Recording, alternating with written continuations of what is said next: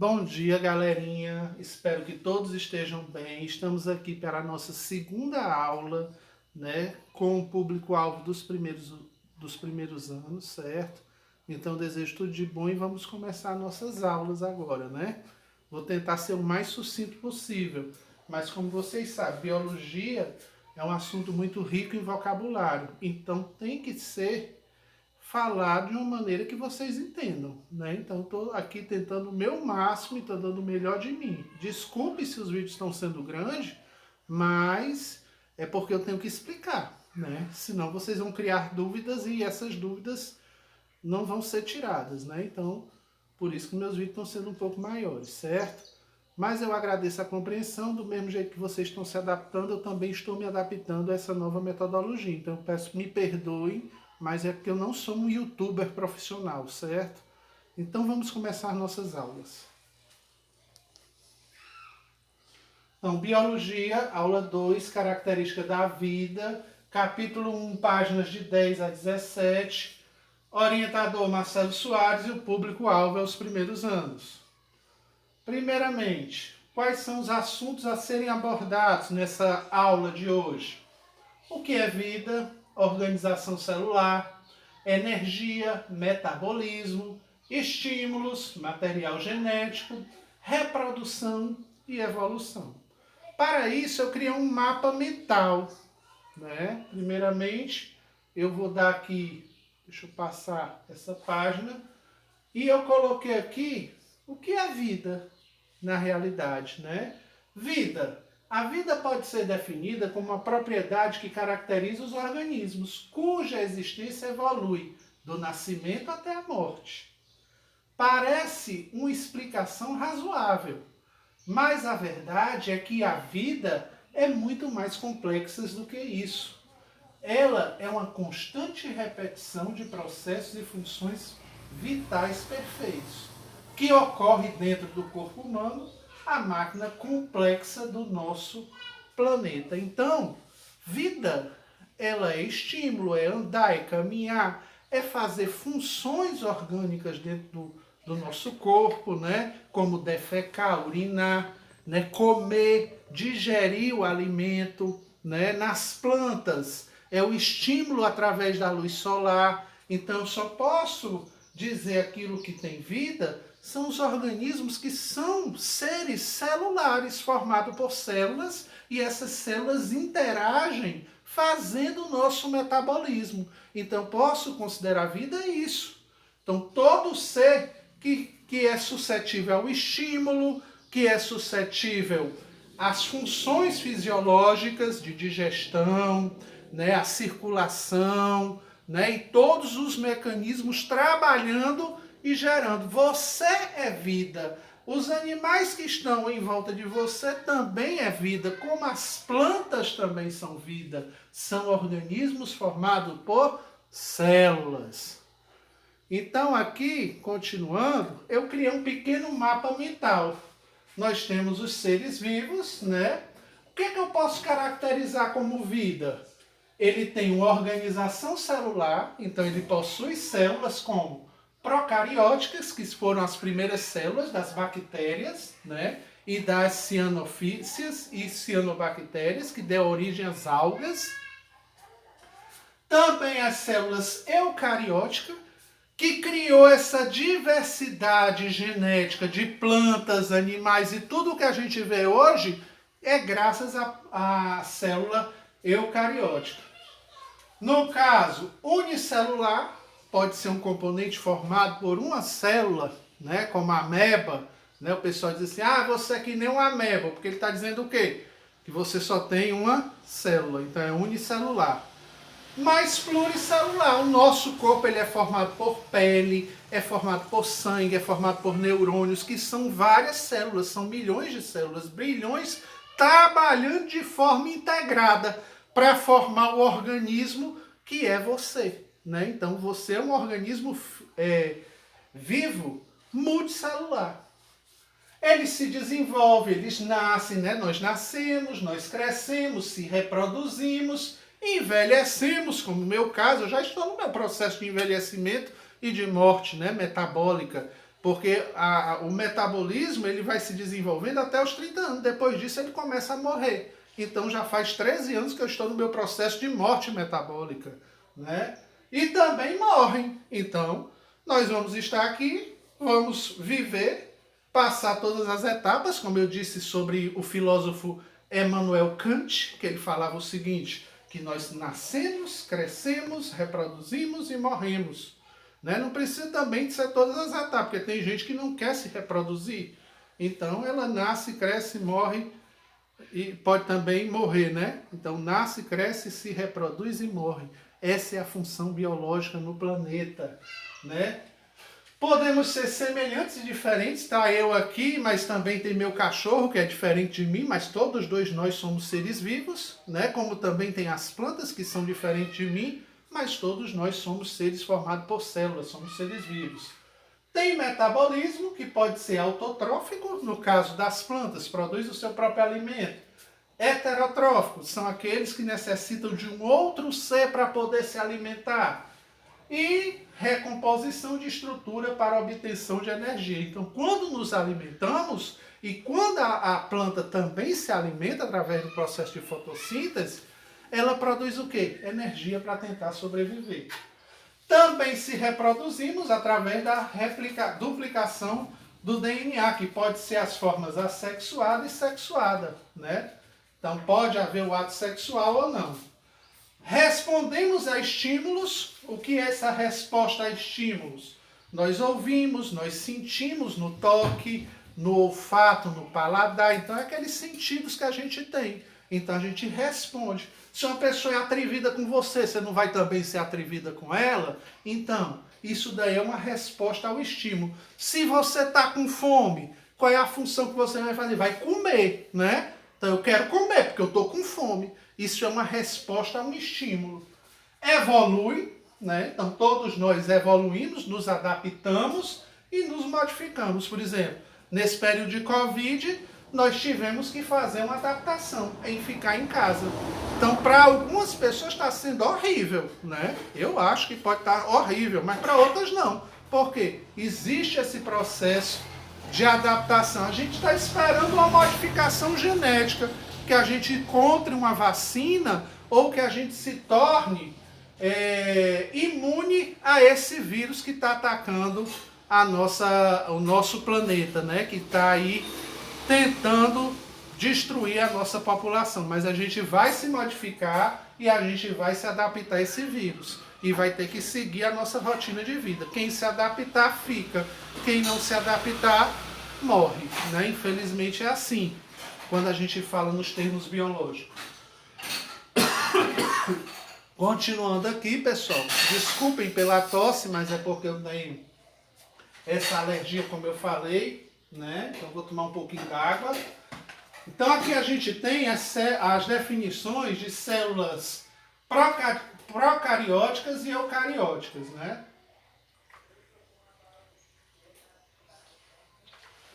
Células procarióticas, que foram a primeira célula, a gente tem que se lembrar sempre disso.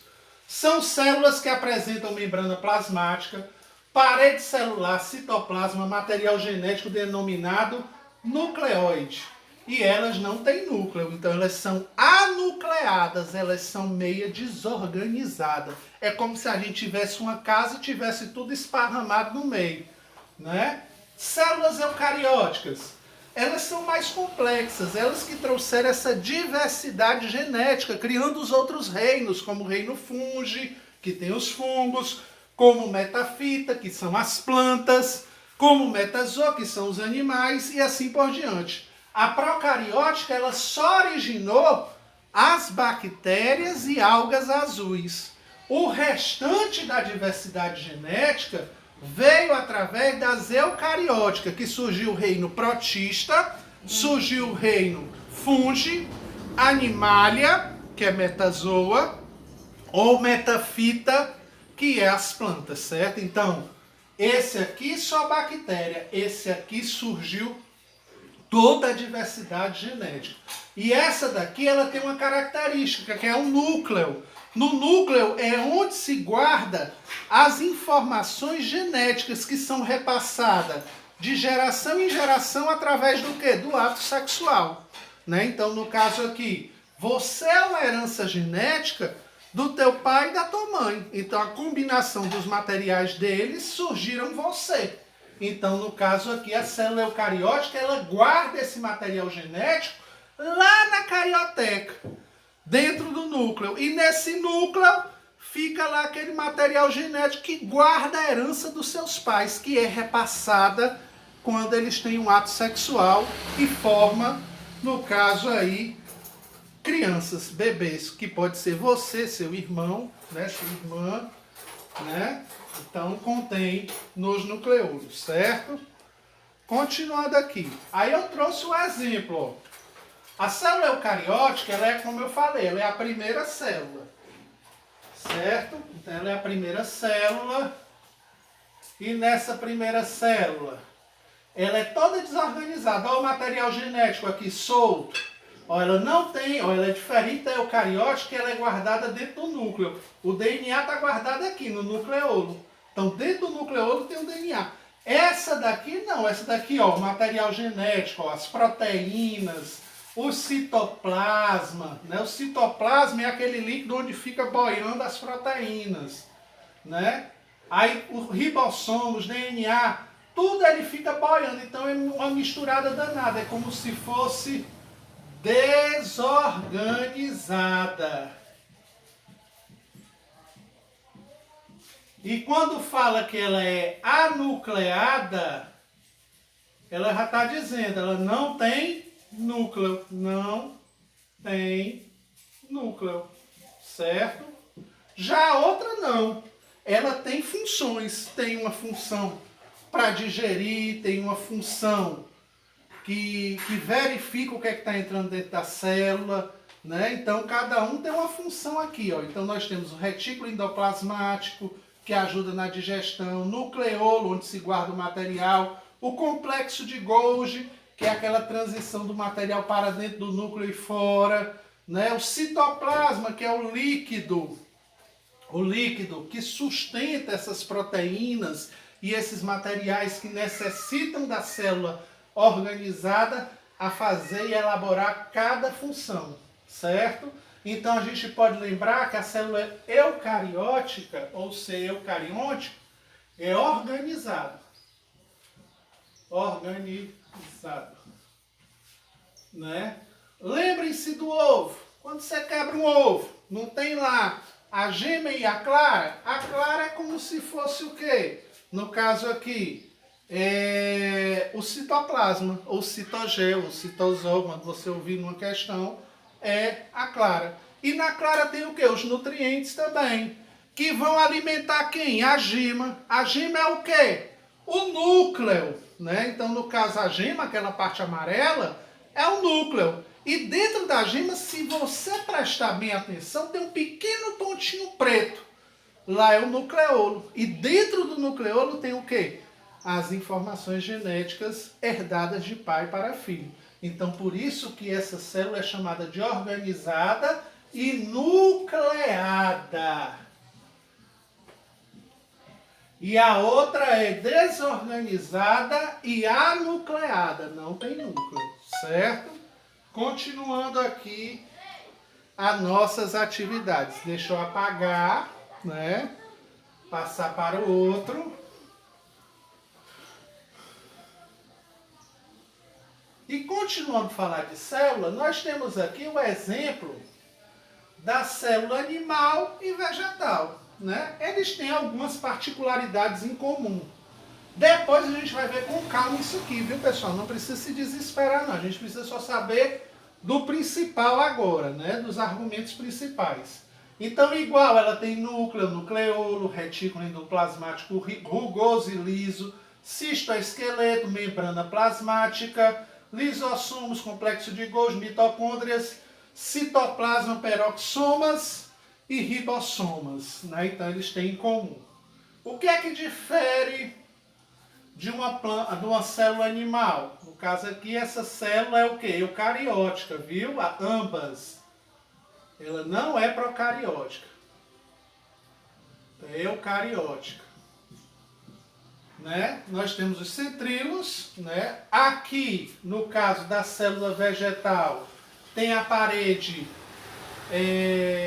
de celulose, né? Celulose, para quem não sabe, é aquela fibra dura que dá consistência ao papel. Por isso que quando você pega uma plantinha e às vezes você quebra aquela folha, ela dá um pequeno estalozinho, mas por quê? Porque é o revestimento da substância chamada celulose na plantinha. Então, quando você quebra um galinho e dobra uma folha, algumas folhas se dobram porque ela tem uma quantidade menor de celulose, mas tem outras que têm uma quantidade maior. Então elas se quebram. Na nossa região, como as plantas são xerófitas, né? Elas são adaptadas à caatinga, então elas são as plantas que têm uma maior concentração nessa parede celular. E tem o cloroplastos, né? Que forma. E dentro do cloroplasto tem o quê? A clorofila. E essa clorofila, ela faz o quê? Ela dá pigmento às plantas. Por isso que as plantas têm uma coloração verde. Mas, professor, você pode perguntar assim, clorofila é só verde? Não, tem vários pigmentos de clorofila, dependendo do tipo do que você esteja falando, certo? Então tem clorofilas e combinações de substâncias químicas que dão outra coloração. Exemplo, nas algas, que não entram no reino Plantae, elas estão no reino Protista e começou no reino Monera, certo? E elas têm uma variedade de cores. Então, pigmento verde a gente vê no reino Plantae na maioria das plantas, mas a clorofila ela pode ser outras substâncias integradas, certo? E tem o vacúolo. O vacúolo, pessoal, são bolsões de água que faz com que essa planta ela viva por mais tempo. Então, quando ela faz a quebra da energia através da respiração, então a planta também transpira. Se você pegar uma sacolinha plástica e envolver lá um galinho de folha, você vai ver que ele, com o tempo ele vai ficando suado, porque ela faz esse processo de transpiração. Ela abre e fecha os chamados estômatos. Isso a gente vai ver lá no segundo ano, certo? Mas o vacúolo são bolsões de água que faz com que essa planta dure mais tempo na natureza, certo? Então elas têm coisas parecidas, mas também tem coisas que diferem, certo? Lá no livro de vocês também tem uma explicação grande. E fora isso, eu estou colocando também uns vídeos para vocês assistirem extras, certo? Para tirarem qualquer dúvida, certo? E mais uma vez falando, qualquer dúvida pode me chamar no privado do WhatsApp. Eu estou disponível a vocês, certo? Então não faço objeção em tirar dúvidas de vocês. Eu estou aqui para isso, viu, pessoal? Continuando, nós temos aqui os seres vivos autótrofos e heterótrofos. Autrótrofos são capazes de produzir o seu próprio alimento. Quem é autótrofo nesse lugar aqui? No caso aqui, o produtor. Quem é o produtor? São as plantas. Então, todos os seres autótrofos, ele tem a função, certo, de produzir o seu próprio alimento. Professor, como é que o autótrofo produz o seu alimento? No caso das plantas, ela pega a luz solar e pega a água com os sais minerais e junta aquilo tudo. Junto com o gás carbônico também que ela retira, ela quebra o gás carbônico que transforma em oxigênio. Então a gente tem que agradecer às plantas para essa limpeza do nosso sistema através da oxigenação. Então, quando ela está fazendo a fotossíntese, ela está produzindo o alimento dela e devolvendo oxigênio para nós. À noite a planta não faz isso porque ela não faz o processo chamado fotossíntese. Tem que ser na luz do dia, certo? Então, quando ela faz isso, ela está produzindo o seu próprio alimento. Por isso que ela é chamada produtor, certo? Ela produz o próprio alimento. E quem são os heterótrofos? Somos nós, os outros animais, que sobrevivem tanto do produtor como de outros animais, né? Então a gente somos dependentes. No caso do ser humano, ele é um ser onívoro. O que é um ser onívoro?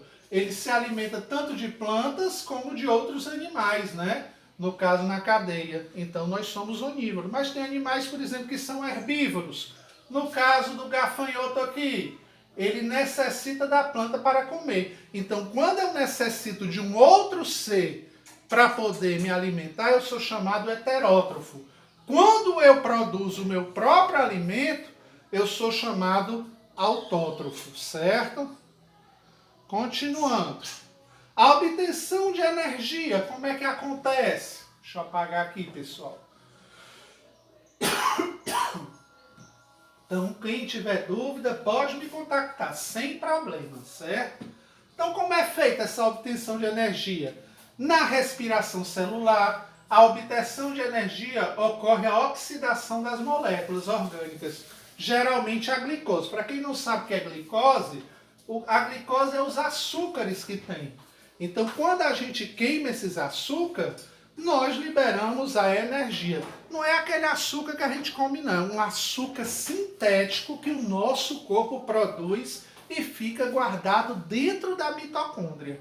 Então, quando a gente faz a respiração, atividade física lá, correndo, numa boa, aí você está queimando caloria. Queimando caloria, você reage o metabolismo. E reagindo a esse metabolismo, aí você libera essa energia que você concentrou. E se eu ficar parado só comendo, aí você vai engordar, né? Por isso que é tão importante nesse tempo de Covid a gente fazer atividades físicas dentro de casa, porque a gente está queimando e liberando energia. E precisamos fazer essa liberação, porque senão a gente adoece com excesso de proteínas, de lipídios e de glicose, né? E podemos ter doenças crônicas metabólicas como pressão alta, como diabetes e outras coisas. Então tem que fazer essas atividades celulares.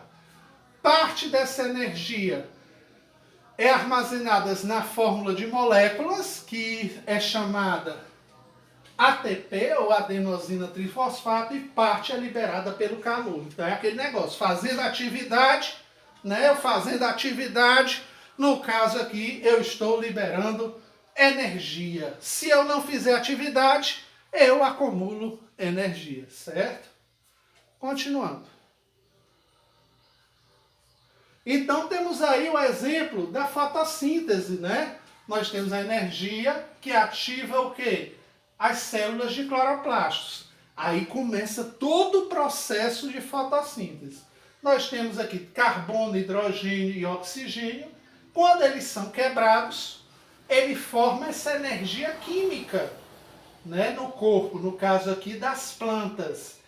Então, na junção do Sol e com a ativação do cloroplasto, ele também vai utilizar essas substâncias. Utilizando essas substâncias, ele forma o quê? Energia química, que vai ficar guardada onde? Na mitocôndria. Então, a mitocôndria é um depósito de energia. Aí, a planta, ela vai respirando para sobreviver, ela precisa fazer o processo de transpiração. Lá, quando ele faz essa transpiração, é através dos estômatos. São pequenos buraquinhos que tem na planta que elas vão se abrindo e fechando, liberando o oxigênio e guardando, liberando e guardando. Então ela vai abrindo e fechando. Então ela está fazendo a chamada respiração celular. Aí ela devolve, no caso aí, o oxigênio para nós, né, que é tão importante, e ela fica com carbono e hidrogênio, certo? E devolve para a gente oxigênio.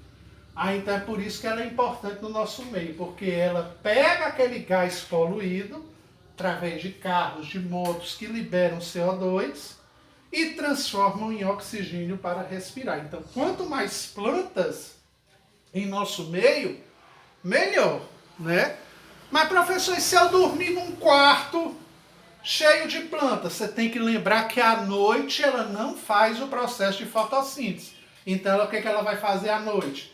Ela vai pegar o CO2, que é o gás carbônico, e devolver CO2. Então, você pode até ficar sufocado se você dormir no meio de uma floresta fechada, né? Se o seu quarto for uma floresta.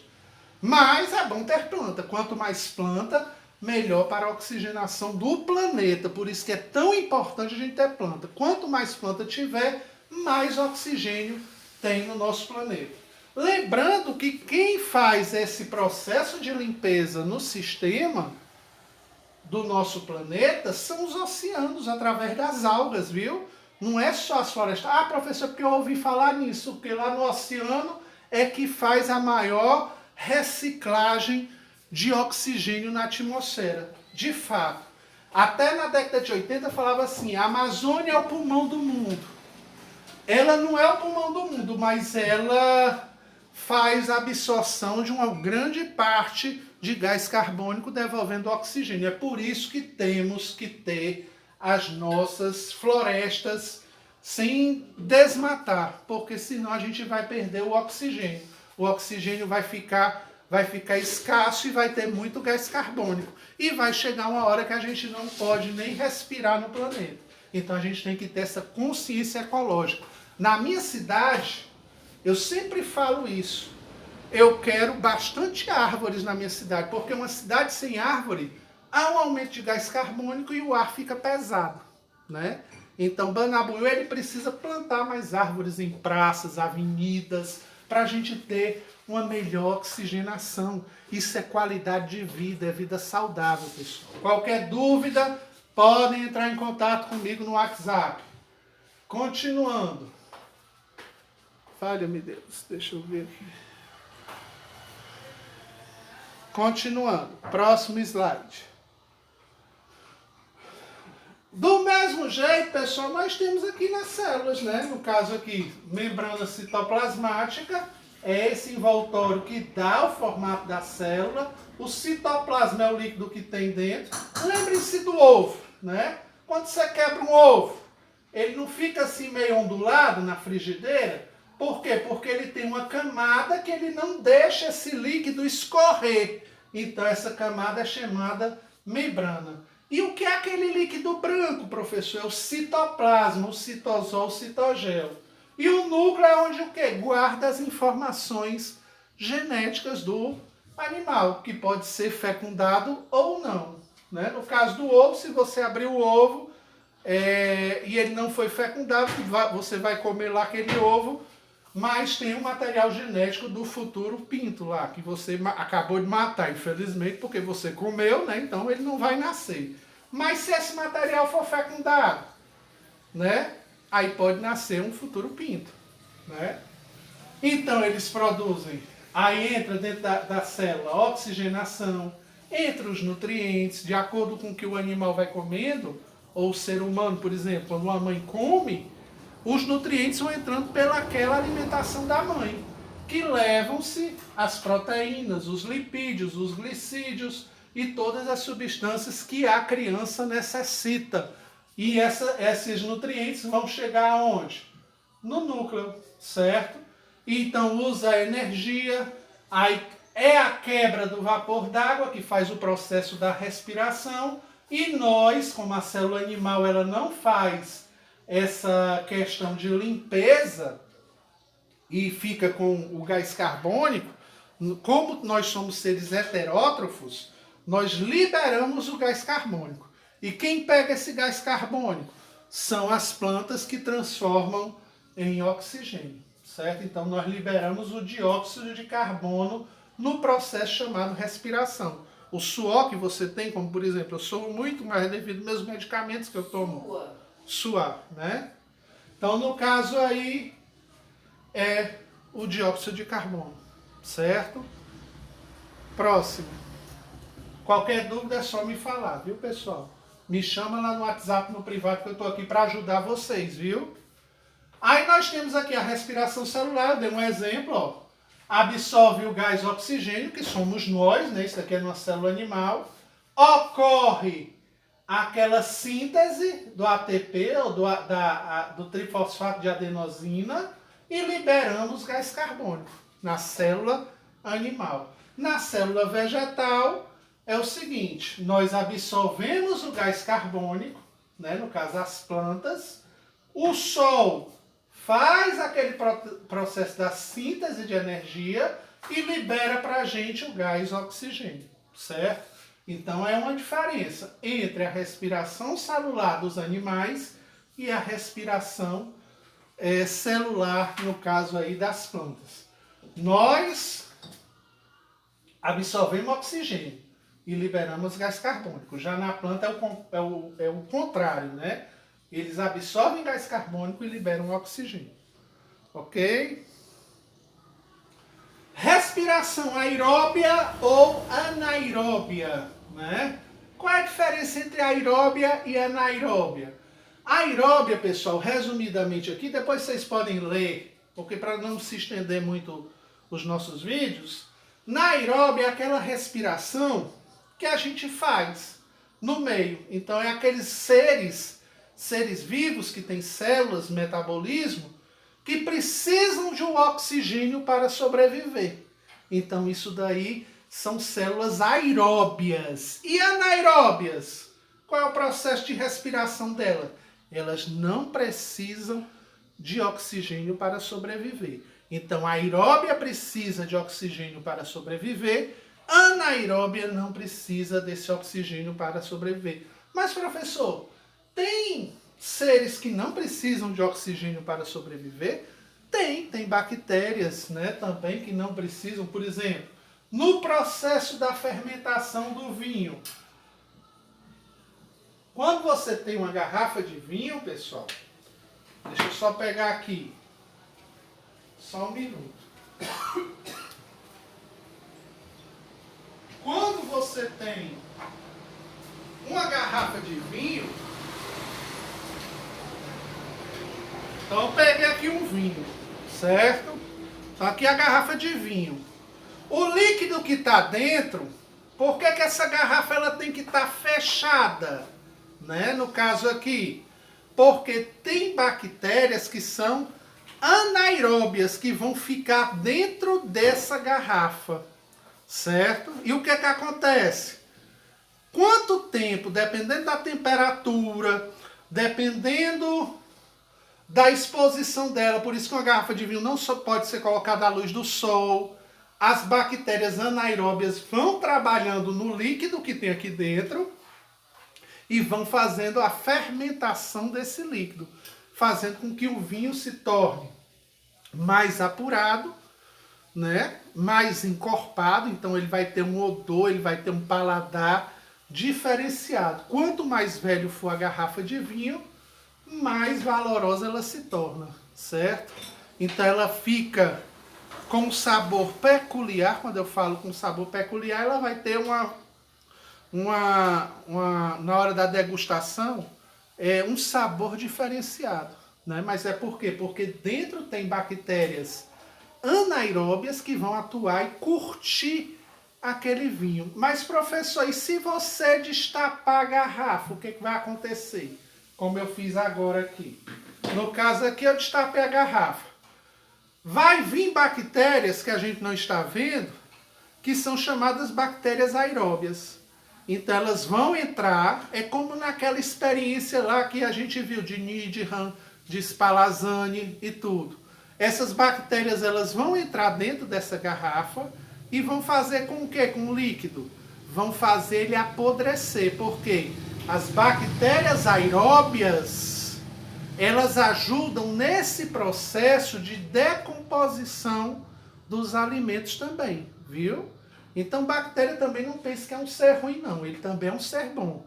Do mesmo jeito que ele curte o vinho, a anaeróbia, a aeróbia vem e destrói esse líquido que está aqui dentro, transformando em vinagre. Então, aquele vinagre que você tempera salada, vinagre tinto, é feito do apodrecimento desse líquido. As bactérias aeróbias tomam conta desse líquido e aí modificam ela molecularmente. A gente não está vendo, mas está tendo a ação. Então deixa eu tapar meu vinho aqui, porque nesse tempo de Covid-19 eu não posso ficar saindo para comprar vinho, né? E depois a gente também é filho de Deus, tem que também relaxar um pouquinho, né? Então, nos finais de semana a gente toma também um vinhozinho para poder relaxar, né, pessoal? Então, entender essa diferença entre bactérias aeróbias e anaeróbias? Aeróbias precisam de oxigênio. Anaeróbias não precisam de oxigênio. É igual o leite. Tu deixa o leite lá em cima do forno. Se tu deixar, ele vai azedar e vai criar coalhada. Por quê? As bactérias aeróbias atuaram sobre o caso aí, o leite, fazendo com que ele apodrecesse e se transformasse na coalhada, né? E as bactérias anaeróbias vai fermentar aquele leite e transformar em iogurte. Então, o iogurte ele é feito de bactérias anaeróbias. Já a coalhada é feita de bactérias aeróbias, certo? Então, ela azeda o leite, né? Então, ela está tentando ali decompor aquele leite, certo? Então eu acho que ficou bem claro, mas se tiverem dúvida podem perguntar depois, certo? Metabolismo celular. Nós temos aqui o metabolismo celular. O que é o metabolismo? É o grupo de células que se juntam no nosso corpo e elas vão trabalhando, criando um ritmo. E esse ritmo vai sendo de acordo com que você trabalha o seu organismo. Então a gente somos seres vivos, nós dependemos de uma boa alimentação, de uma boa atividade física. Se a gente começa a comer errado, esse metabolismo ele pode se tornar lento e você pode começar a aparecer doenças. E se ele se descontrolar, pode surgir também doenças como câncer. Então a gente tem que ter um equilíbrio metabólico. O metabolismo é esse negócio, é a interação da célula com o nosso corpo. É as interações da célula do sistema nervoso, é a interação da célula do sistema sanguíneo. Isso forma o nosso metabolismo, esse agrupamento de células, e elas têm um ritmo. E esse ritmo ele tem que ser respeitado, né? Então ele tem que ter esse ritmo. Se ele começa a trabalhar muito rápido, as células se descontrolam e começam a fabricar doenças. E se ele é muito lento, a gente também sente na estrutura corpórea, como pressão alta, como diabetes, colesterol, né? Mas se ela for rápida, pode desencadear um CA, um chamado câncer, né? Então o metabolismo ele vem nesse ritmo celular, certo? Então é a questão de transformar os nutrientes e oxigênio, né? E o oxigênio, a liberação da energia e a absorção dessa energia. Então se ele fizer de maneira muito rápida, ela pode causar doença. Se fizer de maneira muito lenta, também pode causar doenças, certo? Então a gente tem que ter cuidado nesse ritmo metabólico. Quanto mais a gente vai envelhecendo, mais lento vai ficando o metabolismo. Como eu falei para vocês, a gente começa a morrer metabolicamente depois dos 30 anos. Né? Por quê depois dos 30? Porque o ritmo vai diminuindo. Vocês podem prestar atenção, pessoal, que essas doenças, as doenças metabólicas ocorrem a maioria depois dos 30, né? Quando você vai ver, eu tô com diabetes, eu tô com colesterol alto, aí eu tenho que me cuidar, né, para manter a vida, eu tenho que fazer uma alimentação regrada. Mas é por quê? Porque depois dos 30, celularmente, o metabolismo ele vai diminuindo. Então a gente vai iniciando o nosso processo de organismo chamado morte. E quando a célula ela deixa de ter a sua função, que é, por exemplo, fazer a respiração, receber esses nutrientes, metabolizar, né, transformar esses componentes em energia química, e ela perde essa função, qual é a função? Aí o que vai acontecendo com ela? Ela vai morrendo. Então a gente vai morrendo, por isso que o ser humano ele tem um prazo de validade como qualquer animal, como qualquer planta que está no nosso planeta. Então, a gente tem um prazo de validade. Alguns duram mais tempo, outros não. Por quê? Devido à alimentação, é devido ao uso de substâncias, é tudo devido a esse complexo que a gente passa no dia a dia. Desde nos alimentar, de fazer atividade física, de tomar sol e tudo. Então a gente tem que ter um equilíbrio na nossa vida para poder, metabolicamente, a gente poder viver mais, né? Então é isso o metabolismo, certo? Então controla a temperatura, o seu crescimento, né? A sua produção de energia e tudo, ok? Se tiverem dúvida, como eu já falei, é só me perguntar. Aí no livro de vocês, eu estava vendo, também tem a chamada homeostasia ou homeostase. A partir do grego, homeo, similar ou igual, estasis, estático. É a condição relativa da estabilidade do qual o organismo necessita e suas funções adequadamente para o equilíbrio do corpo. Então, quando fala assim, homeostase, o que acontece? É aquele equilíbrio que eu estava falando. De entrada de nutrientes, da queima dos nutrientes, elas têm que estar num certo equilíbrio, certo? Então, eu tenho que ter uma adaptação. Se eu não me adaptar e comer demais, as minhas células podem ficar sobrecarregadas, né? Sobrecarregadas podem causar lesões e pode ter a morte celular. Ou pode ter essa adaptação, ou apoptose, né? Então, é a incapacidade de se adaptar, né? Então, aí aqui, no caso, A célula, ela tem os estímulos o quê? Nocivos, então elas vão ser alteradas geneticamente. Então a pessoa que era magra começa a ficar gorda, por quê? Porque ela não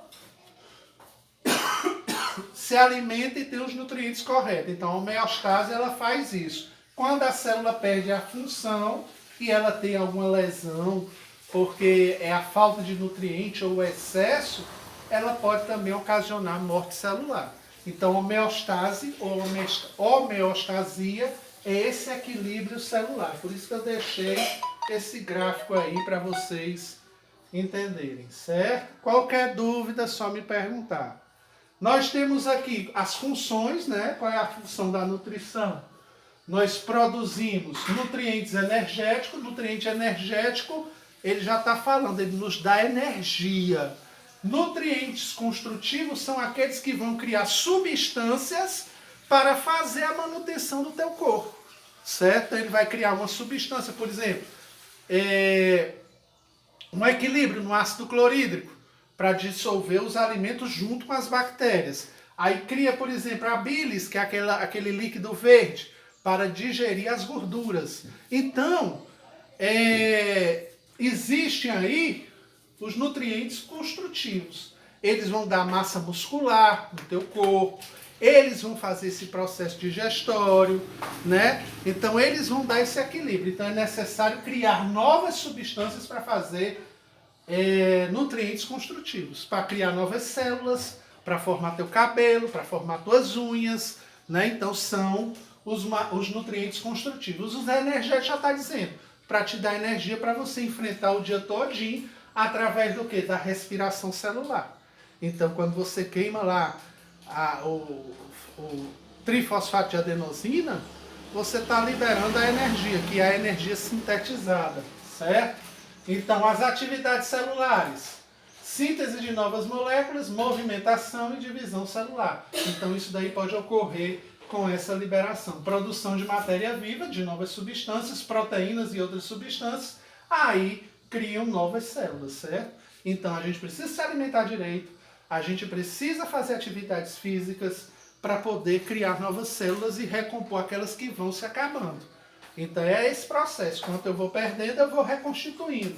Vai chegar um certo tempo que aí a gente vai diminuindo esse ritmo, que a gente já está nesse processo celular de morte, certo? Então isso daqui é um pequeno esquema falando como se deve ser feita a nutrição celular, certo?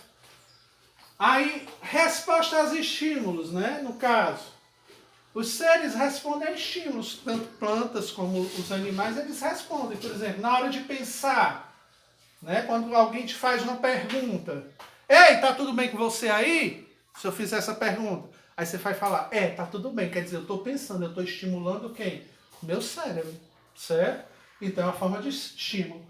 O girassol, no caso que é uma planta, ela segue os estímulos.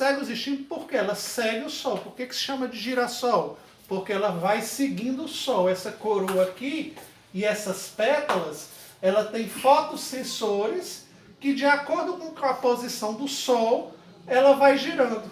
Ela vai girando e quando acaba o sol, o que é que ela faz? Ela cai. Aí você pensa que a planta morreu, mas quando o sol volta, os fotossensores são ativados e ela vai captando os raios solares. Então ela sofre estímulos. Como também a gente tem planta na natureza, quando a gente bate a mão, o que é que acontece? Ela se fecha todinha.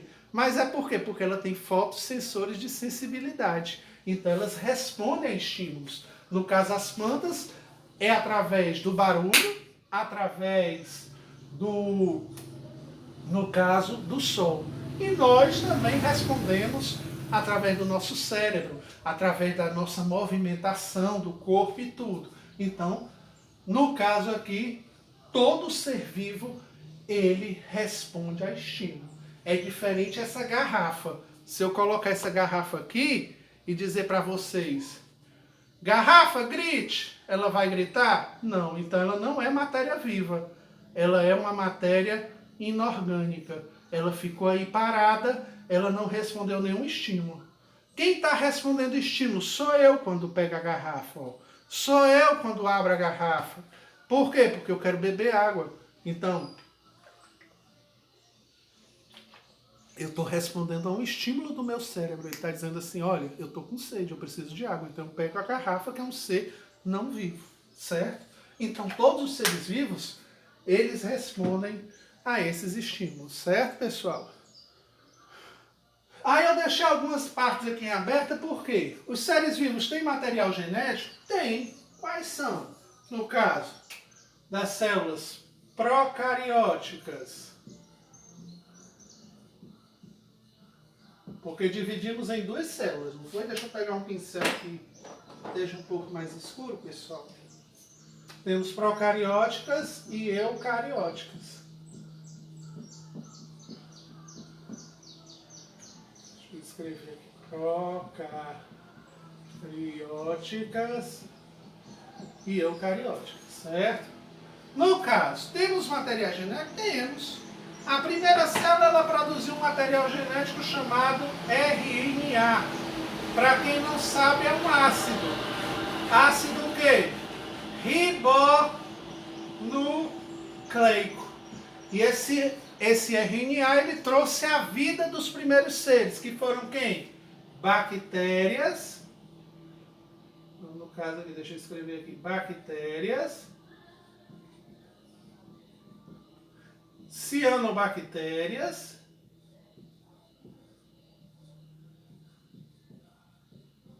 E a alga azul.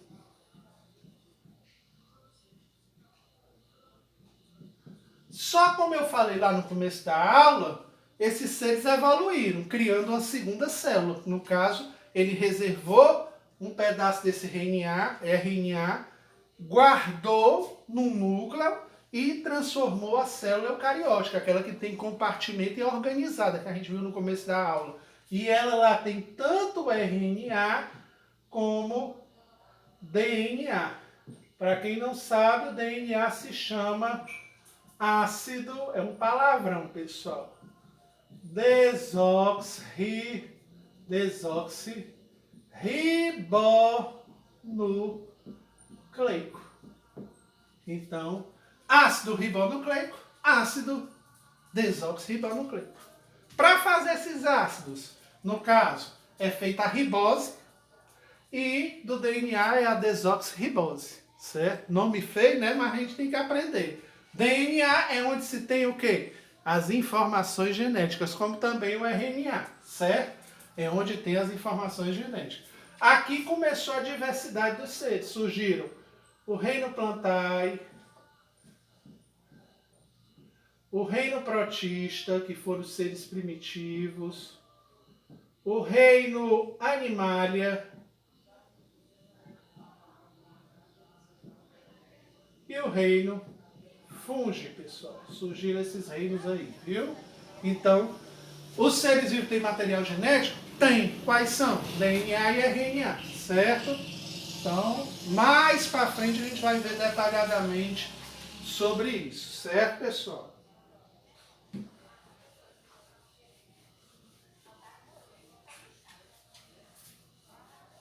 Deixa eu apagar aqui.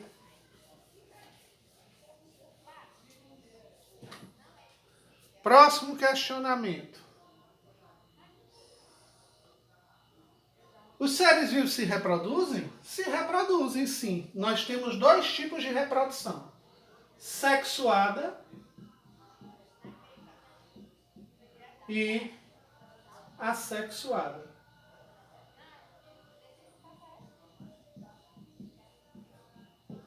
Qual é a diferença da palavra de uma? Ah, é o A. Né? A pessoa até amanhã diz assim, é o A, porque um tem A e o outro não tem A. Não, não é isso não. Sexuada é quando há o ato sexual. O que é o ato sexual? É, por exemplo, a mãe tem o óvulo, certo? E o pai tem o espermatozoide. O espermatozoide, na hora do ato sexual, fecunda o óvulo. Então isso aí é uma reprodução sexuada, é quando há o ato sexual, certo? Já na sexuada, não existe isso, né? Nós temos aqui, não envolve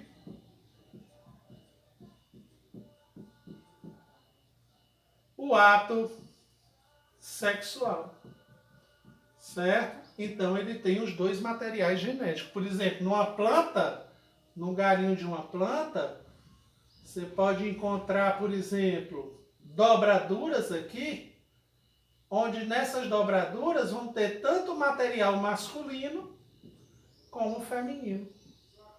Aí esse tipo de reprodução é por brotamento. Então são vários tipos de reprodução assexuada.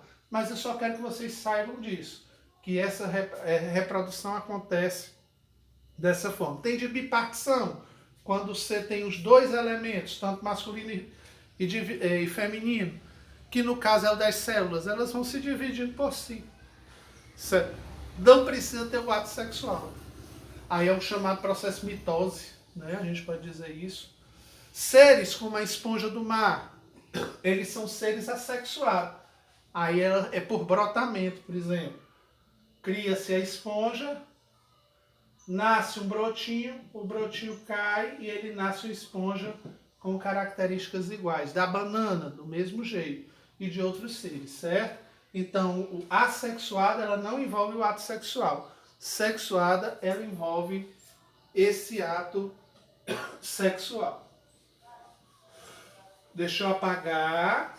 Qualquer dúvida, pode me chamar no privado, eu estou à disposição de vocês. Não precisa ter vergonha de mim. Vocês sabem como eu sou, né? Então, fiquem à vontade, certo? Para tirar qualquer dúvida e questionamento. Fora isso, tem um livro de vocês e eu vou passar uns links de outros vídeos, além do meu, que vocês possam tirar dúvidas com outros professores, como Jubilu e outros professores, como também documentários sobre o assunto, certo? Aí só... Deixa eu ver se tem mais alguma coisa. Os seres vivos evoluem? Evoluem, né? Nós estamos num processo de adaptação do meio. Então, desculpem, pessoal. Todo ser vivo, ele sofre evolução. Como eu já falei lá no começo das nossas aulas, porque a gente tem no livro de história, o professor assim fala: o ser humano veio do macaco. Foi uma evolução? Foi. Na teoria da evolução química, houve essa evolução. Mas antes do macaco, eu até brinquei com vocês, nós poderíamos ter um ser parecido com um peixe, que vivia dentro d'água. Depois esse ser passou para o ser rastejante, parecido com um rato. Eu até brinco, porque o rato, ele geneticamente foi comparado o DNA do rato com o do ser humano. E praticamente são iguais. Quer dizer, por isso que eu uso os ratos em laboratórios para fazer experimentos. Se eu achar uma cura para o rato, eu estou praticamente achando uma cura para o ser humano. Que depois passou pela linhagem dos macacos, para depois passar para a linhagem dos hominídeos, né? Então, no caso aqui, aquele desenho que eu passei lá no começo do ano, dos Simpsons, eles falam bem sobre isso, certo? Então, dos Simpsons lá, ele mostra essa retratação que existiu evolução. Evolução existiu de todos os seres, né? Todos viemos da água através da teoria da evolução química. E dessa água foi surgindo toda essa diversidade genética no nosso planeta. E assim a gente encerra a nossa aula. Eu gostaria de agradecer a vocês. Me desculpem mais uma vez se os vídeos estão longos, mas biologia é necessário a gente tentar destrinchar, fazer, esmigalhar o conteúdo para que vocês possam entender num vocabulário simples, né? Porque ele é muito rico em vocabulários e nomes difíceis e a gente tem que, às vezes, interpretar esses nomes, né? E esse vocabulário, entender o que acontece. Por isso que meus vídeos, infelizmente, estão sendo um pouco mais longos. Mas eu agradeço a paciência de cada um, que todos estejam bem, que todos tenham aprendido algo comigo, né? Desculpem por qualquer coisa, mas a gente está aqui para ajudar vocês, certo, pessoal? Tenham só um pouquinho de paciência. É isso que eu peço a vocês, porque eu também estou me adaptando. Mas desde já agradeço a todos. Um abraço, né, a todos E que Deus nos abençoe, né, a todos nós, e que saiamos todos bem dessa pandemia do Covid-19, certo? Obrigado e até uma próxima aula.